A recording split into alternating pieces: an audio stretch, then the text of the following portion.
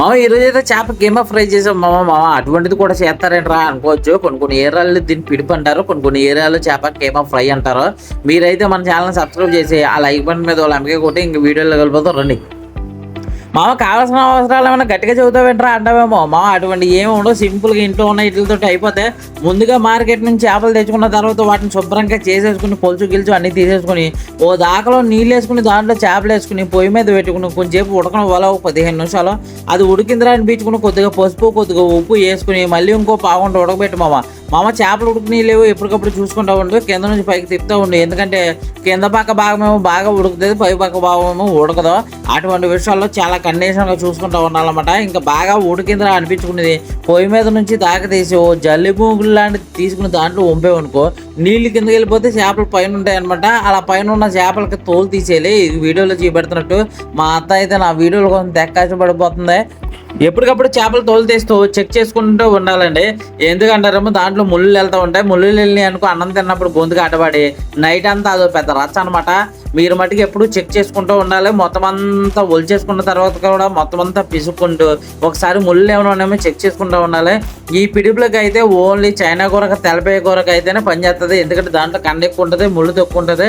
ఇంకా రవ్వ బొచ్చు లాంటివి అయితే పని చేయవండి. ఎందుకంటే అవి రెండుగా చక్రాలు తీసుకుని ఏపుకుంటు మీద తప్పితే ఈ రకంగా చేసారంటే దాంట్లో సన్న ముళ్ళు ఉంటుంది. అది అన్నం ముద్దలు ఆటపడిందంటే ఆల్రెడీ అది పులుసు పెడితేనే చాలామంది ఏరుకుని తిన్నారు అనమాట. ఫైనల్గా స్కిన్ అంతా ఒలిచేసిన తరువాత దాంట్లో ఉప్పు కారం బాగా వేసుకుని బాగా కలుపుకోవాలండి. కలపడం అంటే అలా ఇలా కాదండి, అదైతే యుద్ధానికి వెళ్ళినట్టే ఉండాలన్నమాట. అంత కసిగా కలపాలి. ప్రతి బయటలోని ఉప్పు కారం బాగా మిక్స్ అవ్వాలన్నమాట.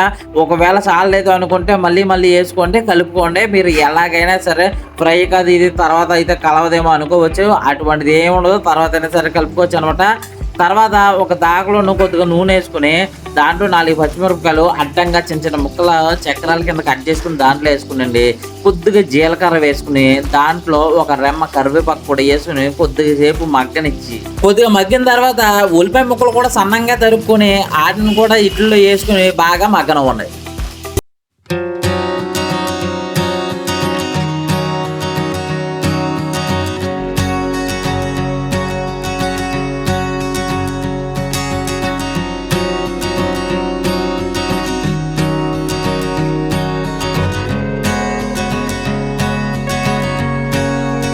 ఉల్లిపాయ ముక్కలు కూడా బాగా మగ్గిన తర్వాత కొద్దిగా పసుపు వేసుకుని చెంచాడు దాంట్లో కొద్దిగానే ఉప్పు వేసుకోండి. ఎందుకంటే ఆల్రెడీ మనం ముందుగా చేసుకున్న పిడుపులను మనం ఉప్పు వేసుకున్నాం. ఆల్రెడీ మనం చేపలు ఉప్పు వేసిన దాని మీద ఇందులో కూడా ఉప్పు ఎక్కువైతే ఇంకా ఎక్కువైపోద్ది అనమాట.